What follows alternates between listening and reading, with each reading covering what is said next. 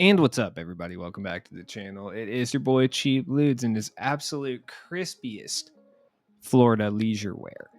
Let's talk about the market in NBA 2K22, my team, because the market is quite interesting this weekend. A lot of it obviously has to do with the glitch packs, which, realistically aren't very good. The odds are pretty terrible. I'll go ahead and just open one just to show you the non-bountiful odd harvest that is these packs in general. Majority of the time, you're just going to kind of get a gold. So you just need to prepare yourself for that inevitability, realistically, if you do want to open up packs. I mean, the rewards are worth it, I guess, but it is what it is. You could come up pretty hard. At the end of this video, I'll show you how much my Yao went for because I actually don't know yet. So I'm interested. Let's talk about the market, though. Right off the bat, there is a new challenge. You get Will Barton, who actually Will Barton looks relatively good, and getting 18 rebounds of Bill Russell probably isn't that hard. Recommendation, just go into triple threat offline, which you're going to want to play a lot of this weekend anyway, and then just throw him in there with probably Grant Williams and Ty Lue, and you'll win pretty much every game. It doesn't really matter, you know what I mean?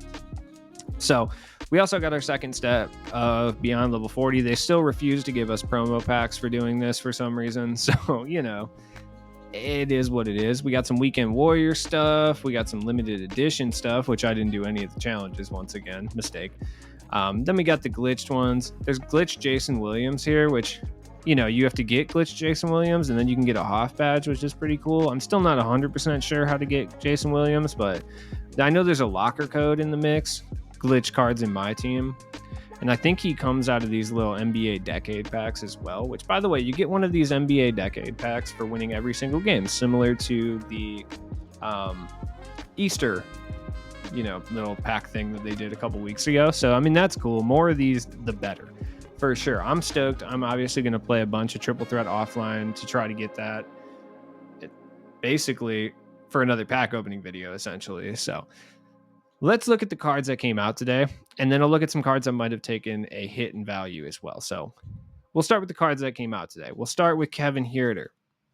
Kevin Huerter is dirt cheap. You can get him for like 2,000 MT, and he's relatively good. 6'7" with basically Trey Siggs. He's essentially the same as Trey Young. Stats wise, yeah, he's fine. He's going to be a lockdown defender, which is really good. Like this, they basically did to Kevin Huerter what they did to Kyle Korver last year with the Warped Reality set.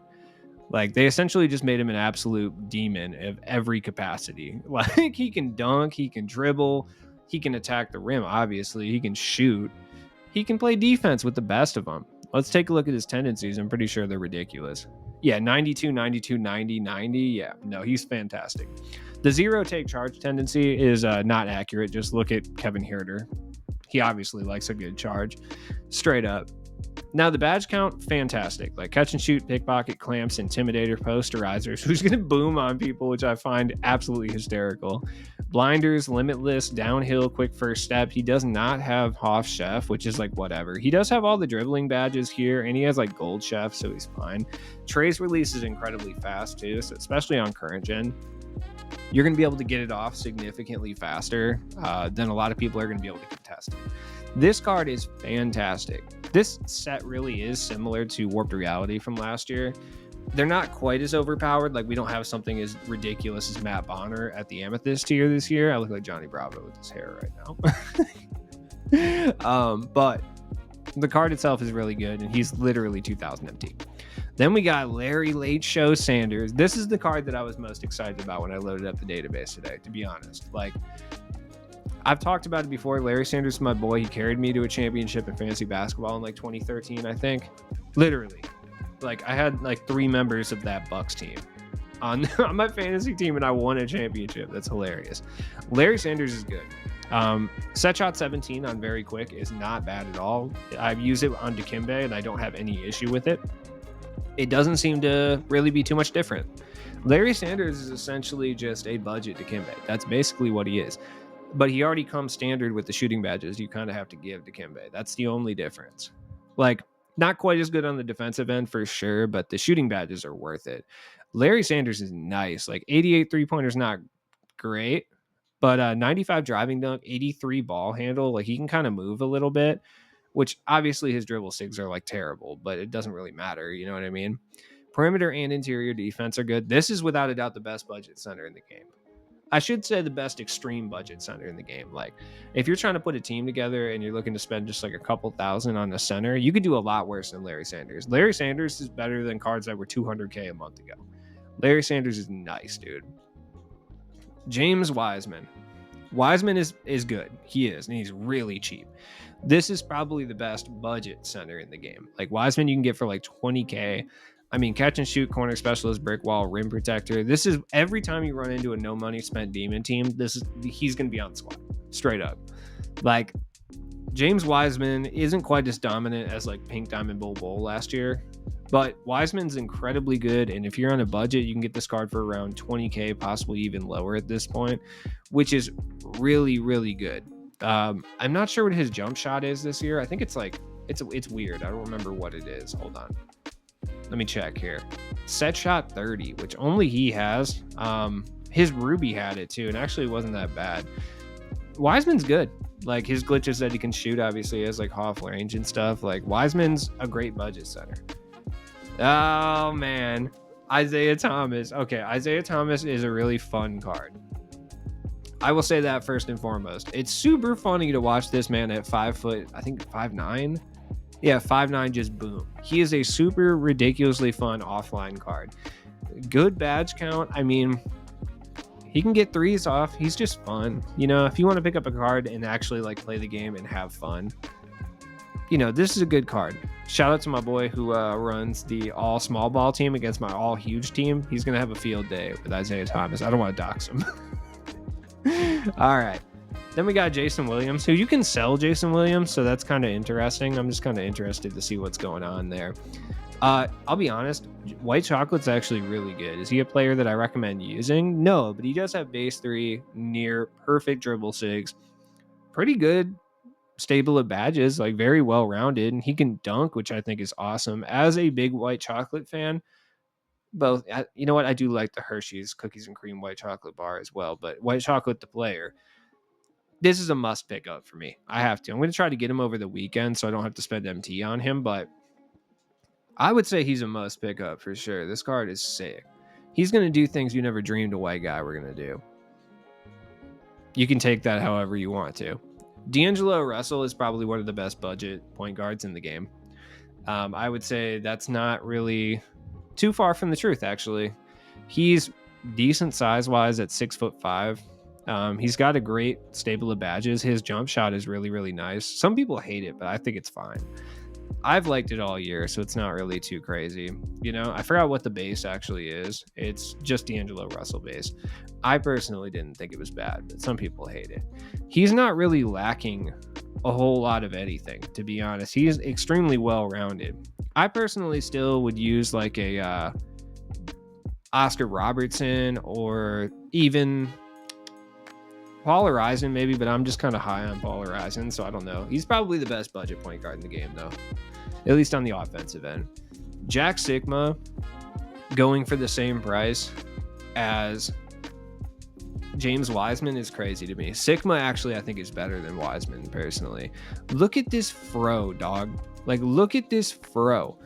This dude is fantastic. Like, brick wall, rim protector, clamps, like blinders, limitless spot up. He is, Wiseman I said was the best budget center in the game, but I'm kind of leaning towards Sigma, dude. Sigma's a little bit faster. He has base 22 on very quick, which I really like. He just can't move at all, and I think Wiseman can move a little bit better. I think his like movements are a wee bit better. Yeah, I mean, he's at least got like Wiggins behind the back and stuff, but Jack Sigma is straight up nasty. Like, he plays very competent defense. Like, he's wet from outside. Like, his speed with ball is low, but that's about it. His tendencies are elite. Jack Sigma is fire. Like, straight up, I'm going to put a little bid on this holographic Jack Sigma. I wanted Jack Sigma anyway, so we're going to go ahead and put a little 20K on this holographic Jack Sigma. And if I get outbid, who's out trying to outbid me on a hollow Jack Sigma, dude? You know what? We're going 30. I don't even care. Give me the holographic Jack Sigma, dude. Don't play games with me. Thank you. Anyways, you can get them for cheaper than this, but I obviously just want the hollow one because it's funny.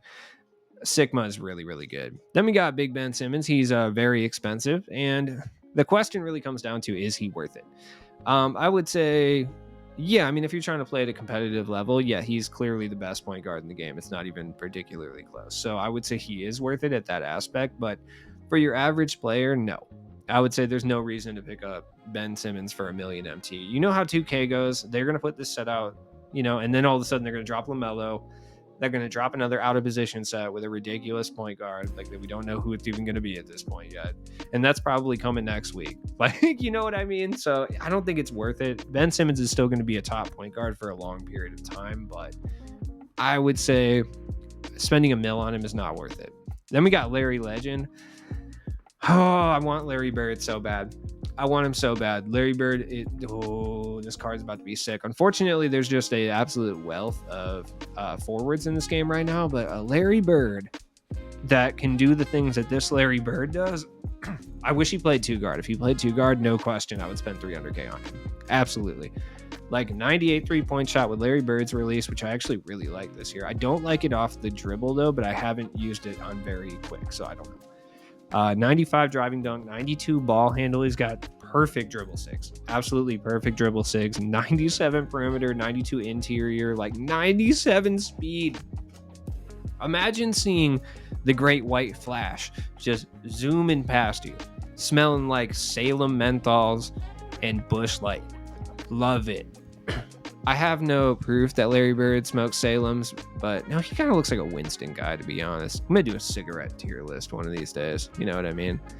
Larry's nasty badge-wise. I mean, he's got a bunch of Hoff badges, pretty much for everything, realistically. But he's going to be able to jump out of the gym. He's going to be able to create his own shot. He's going to be able to three-point hunt. He's going to play lockdown defense. There's just nothing this card can't do. And I think I would be willing to say that this is one of the most underrated cards in the game, no question. And then we got Big Yao. Ooh, this Big Yao is kind of a steal. Yeah, 700K. That's kind of a steal. I say that not sarcastically, but like, all right, here's my thing about Yao Ming. I don't think Yao Ming is that much better than Kristaps. I really don't. Like, he's huge, yes. He's a 3 and D card. That's what he is. I mean, on next gen, he's going to be able to paint match still really while giving you the benefit of being able to stroke from outside, but I prefer Kristaps personally, so I don't think it's worthwhile spending 800K on Yao. But that being said, honestly, I'm happy. If I get 800K for Yao, I'm stoked on that. Like, straight up, I'm hyped. I don't even care. That's super tight. But, like, he's not worth this price. I'll be the first to say it. I really don't believe he is. Now let's look at some cards that might be down in price a little bit. Let's look at... where's Luka? Luka's not going to be down in price. He's actually up in price. That's crazy. Okay, didn't expect that. You know what? Sometimes you get shocked. Kareem is way down in price, though. Like, everyone's spending a bunch of MT on Yao. So he's down in price. D-Rob is down in price. Pretty much everyone I predicted would be down in price looks to be down in price. So that's cool. Let's see. The NBA 75 cards are all going to be cheap, too, by the way. Like, Dolph Shays will be down in price. I just want to buy Dolph Shays at a buyout. That's all I want this weekend. So go ahead, go play Clutch Time. Go get your Dolph Shays. Go put him up. Elgin Baylor is going to be ridiculously cheap too. He is dropping relatively heavily. I believe 2K posted the roadmap, so I'm kind of interested to see here. So Elgin Baylor and LeBron on triple threat online. So that's cool. I mean, LeBron's outdated for sure, but I mean, if you can get him for free or for cheap, that's cool. Especially if you're a LeBron fan. Yeah, 45K for LeBron. I mean, he's going for like 10K. Is he the most meta card in the world? No, but he's still like a fun card to use. Look at Rick Barry. No, Rick Barry's in here. That's awesome. Okay, somebody else might be the meta expensive card now, though. And that's going to be Jerry and Lucas. If you have Jerry Lucas, sell him for 75K ASAP. Rick Barry's actually going to be relatively cheap. Like, he is. He's going to go down to probably like 30K. So the cards that are going to be expensive are probably going to be like DeBusschere. No, DeBusschere is kind of, whatever. But it'll be Walt Frazier and Jerry Lucas are the 2 expensive ones. So if you have those guys, people are still locking in for Art Gilmore. He's still like top tier, which is crazy. But yeah. Let's see who else we got. Steph, Kobe, and Hakeem Olajuwon. So Hakeem, he's now going to be really cheap. I'm probably going to pick him up for my all Houston team. I think Rodman's Rodman's going to be the expensive one in this set. Chris Mullin's still really good. Rodman and D-Rob. I think D-Rob's actually in one of these, if I'm not mistaken. I'm pretty sure he's drawable. I think triple threat online. So Big Diesel still expensive. There's still some expensive cards in the 90s though. And then we got Kobe Bean Bryant, which is like, this is tight, right? It's tight that even though the cards are outdated, you're going to be able to get them for relatively cheap. And these drop from those free packs that you earn. So it's worth actually pursuing them and actually doing them. And then there's Steph Curry. I mean, you're whatever. Honestly, if I get Hakeem out of here, I'll be stoked. I'll probably end up getting Bill Lambier because that's just how my luck goes. But it is what it is. You know what I mean? I don't know. I'm kind of stoked about the event though. It's kind of whack, but at the same time, it's pretty cool. So, yikes. Okay. I did not expect to get that much. I mean, it's about 200K more than I expected. Yeah, okay. I mean, 1,059,200. That's pretty good. I'll go ahead and take it. 2K is going to take their little 10% out of there. So I'm only going to get like 900K, I think, is what I'm actually going to get. Yeah, about 940K is roughly what I got. So I mean, that's not. Yeah, I'm solid. You know what's fucked up is like, I got that amount of MT and I still can't buy a badge to Ben Simmons. Like, that's nuts, dude. As always, it's been your boy Cheap Ludes. You know, if there's any cards you're specifically looking to target this weekend, I mean, I would say just do it at this point. The market is completely collapsed outside of the new cards. So I mean, if you're looking to target any of the cards, now's a good time to do so. Even when it comes to some of the more top tier cards, like there's like a bunch of Giannis's up. People are selling a bunch of cards out of their collection to try to get enough MT to get some of these guys. So you can definitely come up if you're willing to part with some MT, certainly. So definitely not the worst idea. Obviously, if you're looking for like Jordan and stuff, Jordan's down in price though because Ben Simmons is out, so people have to make the conscious decision to run with Jordan or Luka Doncic at the second point guard because Ben's probably starting. So, I mean, even though you could easily play Michael Jordan at the 2 guard, but they won't. So, hey, whatever. Have a good night.